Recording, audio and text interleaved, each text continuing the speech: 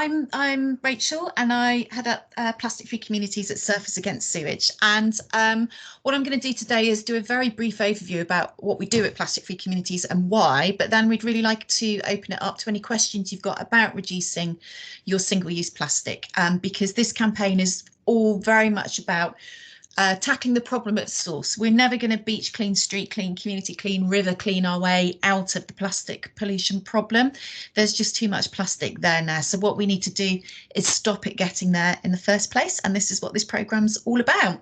So just to give you a little bit of background, Surfers Against Sewage, we were born, as it were, 30 years ago. It's our 30th anniversary this year. And the clue's in the name. We were a bunch of surfers who were sick of getting sick from being in sewage in the water. So we were set up as a single issue campaign group. But over that 30 years, what has become apparent is as we fight the water quality issue and have seen some great strides forwards in that, even though there's a long way to go still, a new pollution crisis has also arrived on our shores. And that obviously is plastic, and in particular, single-use plastic. So plastic-free communities was devised as a way, as I said, to stop that problem at source. It launched in July 2017 with the Wasteland campaign, and originally it was called Plastic Free Coastlines because it was originally around clearing our coastlines from plastic. But quickly we realised that lots of inland communities wanted to get involved as well, hence we renamed the campaign.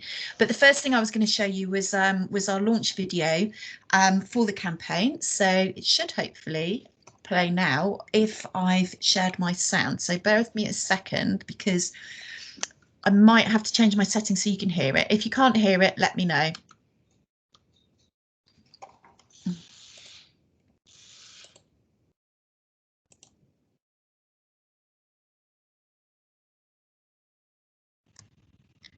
Can't hear it, Rach. Could you hear it? No. No. Okay, bear with me a second and I will stop sharing my screen and change my settings. It's a common thing you've got when you're sharing your screen. You have to make sure you share audio at the same time. It's a bit of a pain. Right. Okay, hopefully this should work this time.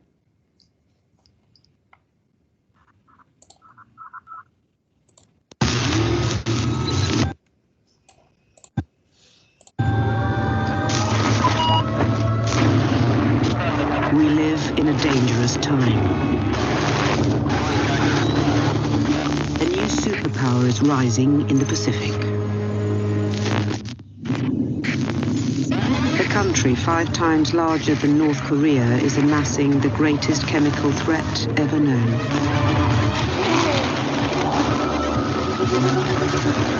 Yet its aggressive expansion is being ignored.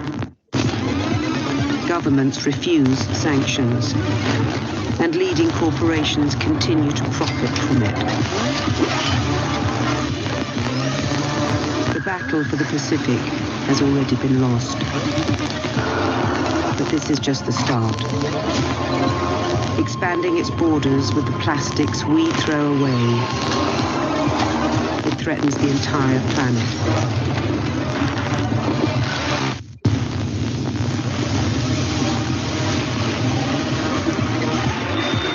This is wasteland.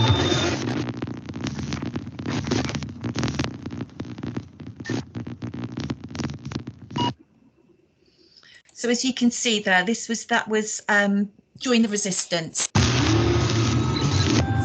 It really doesn't like me, my computer today. Right, okay. So we were calling people to join the resistance and boycott single-use plastic. And you'll see from some of the images there that was based on the gyres that we're creating around the world. There's 7 areas of ocean around the globe where currents, you're probably aware of this, mean that plastic can gather in big islands, as it were, the Pacific gyre being the most famous. But that was what that video was based on. So what the campaign focuses on is single-use plastic. So it's not all plastic. It's the items that we use every single day in their millions in the UK. We all use them in our everyday lives. And these are the things that are turning turning up on our coastline and in our green spaces in increasingly higher numbers. And this is something that we can all do something about pretty easily. So there are kind of 10 main things that we focus on through plastic-free communities. They're plastic drinks bottles, coffee cups and lids, plastic cutlery, straws and stirrers, avoidable plastic food packaging, so that's takeout packaging or stuff that might be around fruit and veg and things in the supermarkets, plastic bags, bathroom plastics is a big one, drinking cups, sachets and balloons. So if we all decide not to use these things in our day-to-day lives, we can make a huge difference to the issue. Just to give you an example of how that happens, plastic drinks bottles, 38.5 million plastic drinks bottles will be bought today in the UK alone. Now, only around about half of those are recycled, so the other half end up polluting the environment in one way or another. So if we all make a decision not to buy a plastic drinks bottle ever again, we are already making a massive difference to the amount of plastic entering the environment. The same with coffee cups and lids. 8 million disposable coffee cups and lids will be bought today in the UK. Only 1% of those are recycled. The rest end up polluting the environment in one way or another. So again, if we all decide not to use single-use coffee cups and use a refill cup instead, then we're making a massive difference to the issue. So that's why these 10 items actually, you know, they're not very big, and it's not big changes we need to make in our lives, but we can make a huge difference by doing it. So plastic-free communities works at this on a community level, and I just wanted to give you a little bit of a background as to how we work, because this is something that you could actually do in the college as well, and then we'll open it up to the actions that you can take as individuals, as well as this programme that you can follow in the college. But we have 5 objectives to get plastic-free status, and just to say right from the start, plastic-free status from Surfers Against Sewage doesn't mean you're completely plastic-free, but it does mean that you've completed the first steps to significantly reducing single-use plastic in your community, be that your town, your village, your city or your college community. And the way we do that is through 5 steps. So the first step is working with local governance. So for you in your college, that would be working with the heads of your college, with your teachers and with the students' union to all work together to put policy in place and to make a serious commitment to reducing single-use plastic across all of your different sites. In a community, it means working with the local council to do that kind of thing. The second objective that communities need to work on is holding events and actions to raise awareness. So that could be beach cleans or community cleans. You could hold a fundraising event. You could do a film night, screening an awareness raising film. You could also do a mass unwrap at your local supermarket. And this is all about raising awareness in the community, but making your actions available and open to everybody in the community. So you're letting as many people know about the problem, but also the things that they can do to help solve it. Community allies is the third objective, and that's building on the community events. So this is where, as a community, they would go out and sign up their schools, they would sign up venues, events, organisations, other organisations where they live. It can be environmental organisations, but it could be business organisations like the local chamber, tourism associations, all of that, those kind of people. And this is so that they can work together to get the message out to as many different people who come to their community or live within their community as possible. Plastic-free schools is a big part of this, and some of you might be aware of it through schools where you live. There's a lot of schools in this area signed up to it. This is a little message from a school in Penzance. So the schools programme has been brilliant, and obviously by connecting with the younger generation, we're hopefully changing those habits before they've even been established. And the kids are great at going home and telling their parents, actually, we don't want fruit sheets in our lunch boxes anymore, or we don't want to have cling film and that kind of stuff. So it's a really important part of the programme that we are working on with these community allies. Is business champions. So we work to sign up businesses and communities, and a business will get the champion award if they've got rid of at least 3 single-use plastic items from their business and they have a plan in place to tackle the rest. So That could be deciding not to sell plastic bottles, not to give out coffee cups. It could be deciding to have, as you can see with this grocer, all of her fruit and veg is loose. There's none of it in plastic, and she's got oil refills behind the counter there as well. So instead of buying single-use bottles of things like olive oil or sunflower oil, you can go and get a refill from her.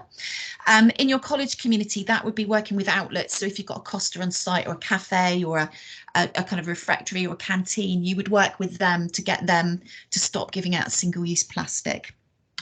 And then the final thing that a community will do to get the award is set up a steering group. So this group kind of looks at everything that could be happening to try and reach these aims, but also other projects that you could be doing to reduce plastic, and it will apply for the plastic-free status for the community. But they also then have a plan to take it on, because as I said before, this award doesn't mean that your community is plastic-free. What it means is that you've put in the initial steps to significantly start reducing plastic, but then you go on and build on that through our post-accreditation toolkit. So this steering group is integral to doing that, and we need to see that you've got a really good steering group set up before you can get the award and start the next phase of work. And then the other really important part of the programme is your individual actions, which we're going to talk about for the rest of the session. So this is the things that we can all do in our individual lives, which contributes to the communities that we live in. Many of you probably live in a plastic-free community. We've got, you know, over 50 across. Quilly's probably got better numbers than me, but we've got over 50 across Cornwall who are either already accredited a plastic-free community or who are working on this. So by us all as individuals who live in those communities, taking these actions, we're helping contribute to that. So it's things like remembering a refill water bottle, using a reusable coffee cup, or if you're going to a festival, you know, so many of us have got these reusable festival cups now that we can take, and you could get insulated ones that keep your beer or your cider cold as well. So they're quite good to have in terms of not having a warm beer. So there's little things like this that we could all be doing. Refuse single-use packaging. So that's when you go to the supermarket, you know, not buying stuff that's wrapped in plastic as much as you can. Now, some of it we can't avoid, and we know that, and that's where the next set of actions comes in around putting pressure on industry and government to bring about the changes we need at a top level to enable us to do this stuff. You know, the supermarkets are still dishing out so much plastic. So the second phase of the campaign is about trying to put pressure on them to change that. But we can still decide not to buy that stuff. Looking for refill shopping options, bringing your own cutlery, getting a little bamboo reusable set of cutlery that you just keep in your bag, and then you don't have to pick up plastic cutlery every time you're getting a takeout or getting your lunch. Avoiding single-use plastics in the bathroom. So that's looking for refill shampoos, refill soaps. You can get, you know, reusable, I say reusable, but they're razors for life, really. The stainless steel razors that you just buy the blades for rather than having the plastic ones. Bamboo toothbrushes, all of this kind of stuff is quite easy to swap to and makes a big difference. Carrier bags, refuse them, just have your own bag in your bag, another little bag that if you nip to the shops to get some food or whatever, you've got a tote bag that you can use. Sachets is another big one, and you can do things to support the wider movement, things like beach cleans or street cleans, and also getting involved with SAS and the wider actions across SAS. So these are all things that that you today can start doing to start making an impact. And just finally, before I finish, I'm going to skip through a few slides very quickly just to show you some of the impacts, and just to touch on this point that I made about putting pressure on government and industry, because it's a really important part of the campaign, but it's also a really important part of what we can do as individuals. So this is some initial research we had just on the impact of the campaign, and you can see here that in the first year of the campaign, the number of businesses that were deciding not to stock single-use plastic water bottles almost doubled. So it was 41%. And after getting involved with plastic-free communities, that jumped to 81%, which is really encouraging to see that these businesses are starting to make a difference to the number of plastic water bottles out there in the environment. We also saw that people who are involved with plastic-free communities actually felt more community spirit, felt proud of their community, were more aware of single-use plastic, and they met new people, enjoyed the social interaction. So there's actually something really cool about being involved with plastic-free communities as well, in terms of meeting people and feeling part of something. And there's a very strong health and well-being aspect coming through, which we're doing more research into this year. And this is what I was talking about, the second phase, where we start to put more pressure on government and industry. Our communities, or your college, if you decide to get involved with this, will start to get involved with SAS actions around lobbying government, around lobbying the supermarkets, getting involved with petitions and surveys, turning up to events, you know, and Mass Unwrap is a very good way of getting involved with this from a plastic-free communities point of view. You know, going to supermarkets, unwrapping unnecessary single-use plastic, and then using those stats to put pressure on the supermarkets to bring about change faster.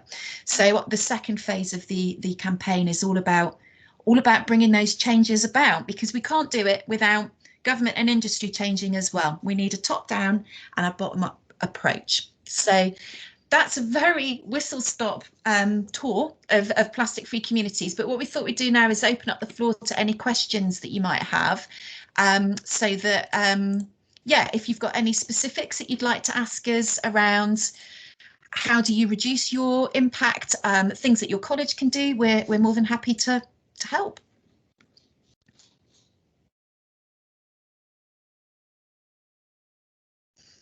Everyone's gone quiet. Is anybody still there? I'm still here. Yeah. Let me just have a look. What we try to do is that people. Oh, Becky's put her hand up. So Becky read. Jacob will take over, won't you, Jacob? Now. Yeah, it's fine. Yeah. If anyone just wants to raise their hand if they have a question, Becky. Hello, sorry for jumping in first. So we've corresponded, Quilly and Rachel. So I'm working with Cornwall College Group on a consultancy basis to implement the Sustainability Action Plan. And I really enjoyed your presentation, so thank you so much. One of the points that you touched upon obviously links in really nicely with the catering team and the work that we're doing here. So we're really trying to reduce the amount of single-use plastic bottles. And I know the catering department have got great plans for that come September. One of the challenges that we think that we're facing is really trying to promote that behaviour change amongst students, because obviously I guess the biggest concern of the catering department is that if we stop serving certain items, actually they're just going to seek it elsewhere and they're going to lose their customer as a result. So I don't know if you're able to provide any advice or any top tips on how we can actually bring the students on board and get them to change their perspectives of actually what is, I guess, what's appealing to them in terms of their consumer choices. Yeah, so I think there's a couple of things to this. One of it is awareness raising, so that students become aware of the impact of their decision to use, say, if we look at water bottles and coffee cups, because they're probably one of the biggest items that you give out from your kind of catering outlets. Just aware of the stats around those, the sheer volume of those that are going out of businesses or our outlet stores every day, and the impact that has on the environment. So there's an awareness raising aspect of that. So, you know, posters or information around your outlets so people see it. But also we have individual action plans that we could send over, and you could give every student in terms of the actions that they can take, and they're full of stats as well. But incentivizing is really good. So for coffee cups, for example, a lot of people offer a discount if you use a refill coffee cup. Now, what we're finding is more effective is if actually your price list is for drink-in or a refill cup, and it actually costs 25p more to have a disposable cup. And the psychology of that is flipping it round a bit. It's how the carrier bag charge work. If you'd have knocked 5p off your shopping for not using a carrier bag, it wouldn't have worked. But because people are paying 5p or 10p more for a carrier bag, it did work.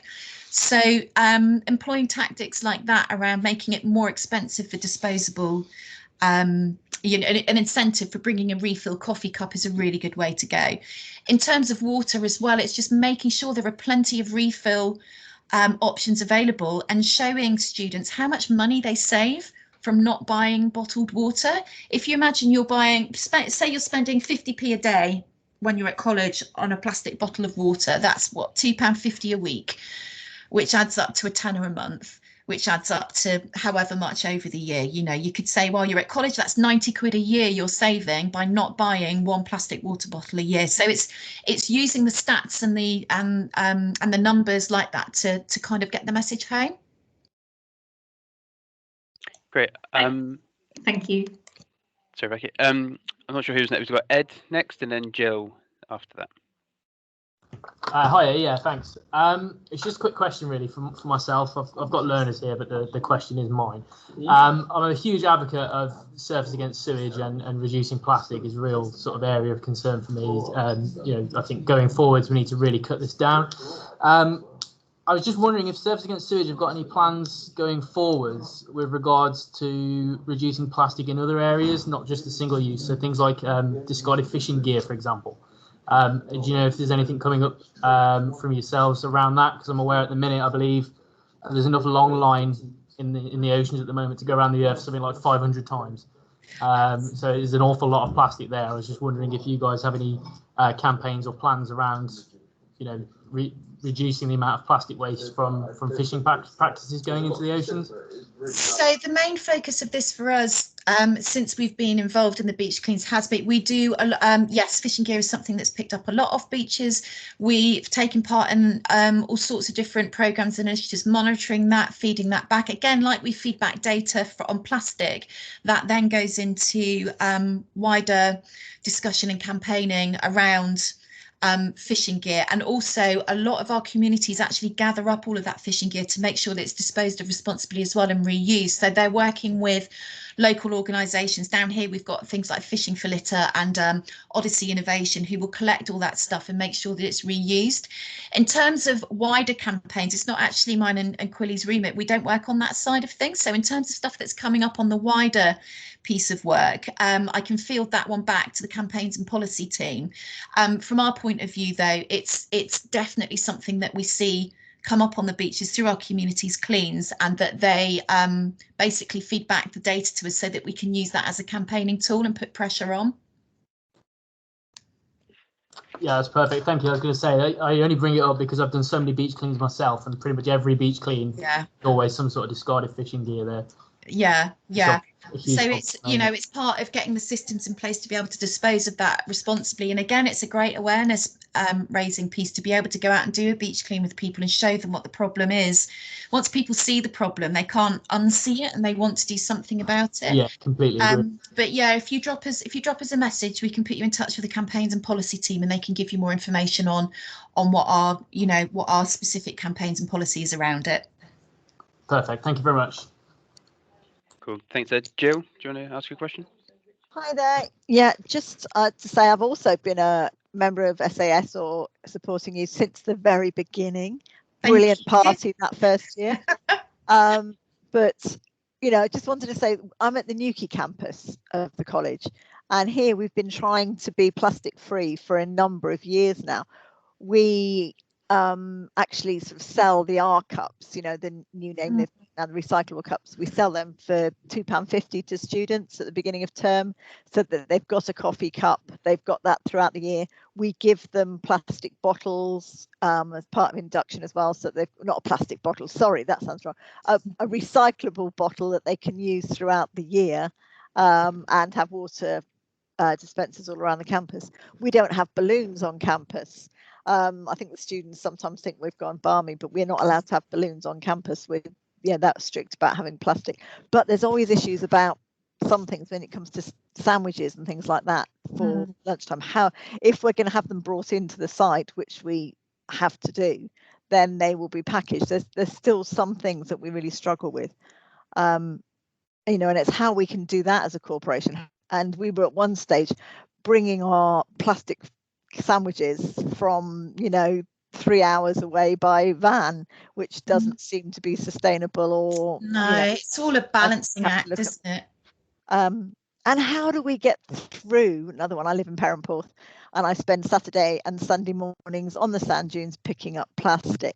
How do we get through to the younger generation that, you know, that's just not acceptable to go out and party and carry a full can of beer to the beach, but not be able to carry an empty can home with you? Take it home. Yeah, age-old problem. So in terms of the college question, it is a case of putting pressure on suppliers. So again, this is where plastic-free communities, we see a lot of our businesses do this with with results, because the more of you that do it, the more likely you are to get a result. So if there are a few campuses or a few different colleges that are all using the same supplier, if you're all putting pressure on them to use plastic-free wrapping, which they can, there's no, there are options out there, then that will really help. Or when contracts come up, you put it into your contract stipulation that it needs to be plastic-free packaging, and that's one of your stipulations, and you won't be hiring people or tendering unless that is what's given, which again, a lot of outlets, a lot of schools and colleges are starting to do. But it is difficult when you're bound by your contract and that's just what you get sent. So that's a great kind of tool for the students as well, learning those campaigning skills and those skills to actually, lobby and say, what to stand up for what you think is right and to ask for what you think is right. So you could build that into some of the learning and some of the sessions that you do there as well. So that's on that one. And then on the partying on the beach, it's an education piece, and there does seem to be a bit of a gap. When kids are at primary school in the first couple of years of secondary school, they're really on it, and to think of leaving anything anywhere, they'd be like, oh no way. But something definitely happens between the age of about 14 and 20 where that's not thought about. And I think there's it's about education and awareness. It's about young people realizing the full impact of their behavior, but it's also about provision. So working with councils to make sure there's adequate provision on beaches for people to put their stuff in. So if there's a site where we had a site down here in Penzance last year after lockdown, the problem was the bins just weren't big enough. So, we put pressure on here in our community and we got more bins so that they weren't overflowing and people weren't just leaving stuff blowing around the bin. So again, it's about enabling people to be able to do the right thing. But if people are taking, if you want to take cans of beer and stuff to the beach, obviously there's not really a refill option for that until industry sorts one. So it's just it's taking your stuff home. As Jill says, it's been carried down there, so it's you carry it back on the way back. And so it's a lot about education and awareness. Cool. Great, thanks Ruth. Ed, you still have your hand up. Have you got another question in the room? Okay. Any other questions? Just pop your hands up.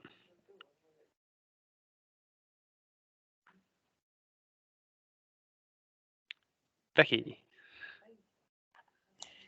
Thank you. So just to pick up on Jill's point there with regards to procurement and obviously that side of things. So just say that for those of you who didn't catch the launch session, a new procurement manager has been appointed, and that's one of the things that the Sustainability Committee are going to be working with the procurement manager on in terms of thinking about those supply chains and making sure that we don't have, like you said, those circumstances whereby sandwiches are transported hundreds of miles. But I really liked your idea, Rachel, of actually getting the students involved. So I think that'd be something that would be brilliant if Sim Taylor, who's I believe is here today, if from the Student Experience Department, if she's able to support with that. And certainly hearing, it's lovely, Ed, that you've got some students with you today. So the more that we can get students involved in that, that would be really exciting in terms of supporting that procurement and lobbying I'm also a student experience manager, so Oh, sorry, Jill. So, no, that's okay. So we do. I mean, we're very well trained here. Our students are pretty good over here. So it's just how we spread the word. Yeah. Brilliant. I think there's it's very different opportunities. Very different on our different campuses as well. Jill's at a higher education campus, and so it's a very different student bodies on the different sites as well. But we are finding that our students, particularly at the land-based sites, they understand the relationships, but the issue of the parties is a difficult one. Yeah, that's to be fair, we've all done it. We've all gone to the beach, had a few drinks, and forgotten what we've left behind. Forgotten, not just rubbish. So we find all sorts. Yeah. So it's these things do happen, but I think it's just having a bit more. Just a bit more awareness, really, and and that provision as well. But there's all sorts of different campaigns and things that can be done around colleges and schools that can help solve that.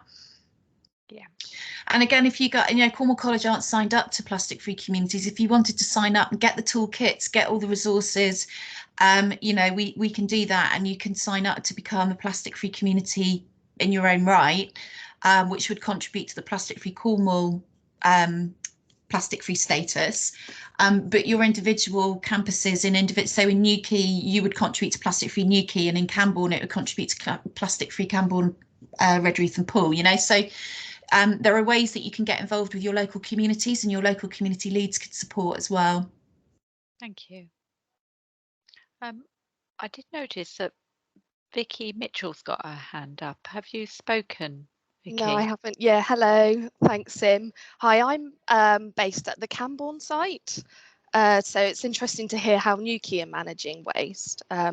Just today, the amount of McDonald's wrappers on the floor that I've had to put in bins, it's immense at the moment. And you've touched on it there about putting pressure on businesses on councils, because Camborne is surrounded by Subway, lots of fast food outlets, and I don't know if this is could be some irony in this, but can we work with those people to look at how we can reduce waste, encourage the correct disposing of waste as well? I'm just trying to find an in to how we can sort of try and manage that. Can they sponsor bins and things like that, to support us in that? I think that's something that you would need to. So obviously these are massive global companies that you're not, they're not going to have a kind of, you're not going to be able to influence anything massively. But what you can do, other than getting involved in various national campaign, so when we do return to offender, that's something brilliant students can get involved in. They can take photos of what they're seeing and then tweet McDonald's, tweet Subway, saying we found this, what are you doing about waste management, what are you doing about the materials that you're using to reduce pollution? So again, it's this two-pronged thing of putting pressure on at the top for change, but the individual actions. And you as a college, what you can do is that some of these sites are franchises, they will have local managers, they will have regional managers.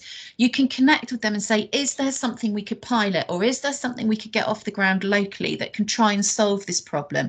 Could you sponsor some recycling bins for your products? Because I know McDonald's, a lot of it is card and paper now. So, could you help us get some recycling bins installed with you guys to make sure people are putting their wrappers in them, and then you can take them to get recycled. You can collect them and they can all make sure that they're going off. And it's a good coup for them to show that they're doing something to contribute to their local community and their local environment. So I'm sure there would be some opportunities. How far you can go with it, with them being such massive corporations, I don't know, but there usually is something that you can get off the ground, because with the community allies objective that our communities work on, a lot of them will link up with their local Tesco's manager to do something locally, like they'll support local cleanups in the area of the supermarket to make sure that that's clear, or they might sponsor some sort of recycling initiative or something like that they can do locally.